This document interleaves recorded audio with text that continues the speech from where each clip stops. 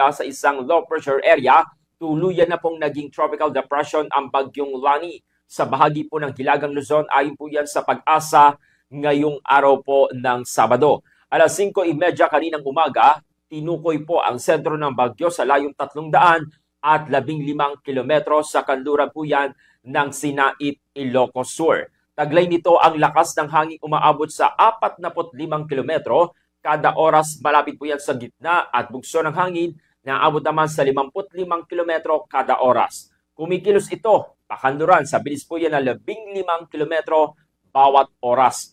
Ayon po sa Pag-asa, kikilos itong si Lani pahilagang kanluran hanggang araw po ng Lunes bago tuluyang lumihis pahilagang kanluran din sa mga susunod na araw. Inaasahan na lalabas ito ng Philippine Area of Responsibility o PAR ngayong Sabado ng umaga o hapon. Posible rin po itong lumakas bilang tropical storm pagsapit naman ng araw ng Sabado ng gabi o Linggo ng madaling araw.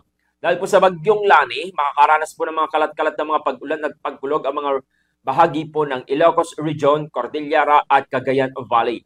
Asahan din po ang maapektuhan ng habagat na pinalakas pa ni Lani ang Metro Manila, Central Luzon, Cavite, Laguna, Batangas, Rizal, Quezon na makakaranas din po ng kaparehong kondisyon ng naturang panahon. Samantala, ang natitirang bahagi naman po ng bansa ay makakaranas ng paminsan-minsang mga pag-ulan o pagkulog dahil pa rin po yan sa umiiral na habagat at localized thunderstorm. Pinag-iingat naman po ang mga residente sa kanlurang bahagi ng Hilagang Luzon dahil po yan sa katamtamang hanggang malakas ng hangin at alon sa baybayin.